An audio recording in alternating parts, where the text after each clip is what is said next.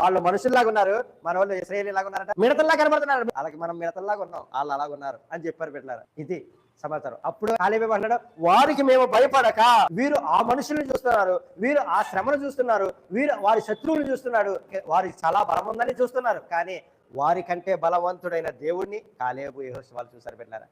వారికంటే బలవంతుడు నా దేవుడు, కాబట్టి నా పక్షాన్ని ఆయన ఉన్నాడు, కాబట్టి వాళ్ళే నేను నడిపేస్తాను, నేను మిడతలాగా ఉన్నా సరే అనుకున్నాడు. అవును బిడ్డలారా, మిడత పక్షాన దేవుడు నిలబడితే రాక్షస సైన్యాన్ని కూడా జయించేస్తుంది. సంగతి తెలియదా బిడ్డ చెల్లి? ఒకవేళ నువ్వు మిడతగా ఉన్నావా, భయపడక. దేవుని పక్షం నీ పక్షాన్ని ఉంటే ఎంత రాక్షస సైన్యం నీ ముందున్న ఎటువంటి పరిస్థితులైనా నువ్వు నెగ్గేస్తావు. నువ్వు భయపడుతున్నావా?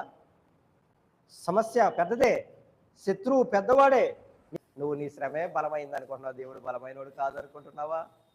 దేవుడే బలవంతుడని నువ్వు గ్రహించలేకపోతున్నావా? ఆయన గ్రంథంలో అంటాడు, లోకంలో ఉన్నవాడు కంటే నీలో ఉన్నవాడు గొప్పవాడు.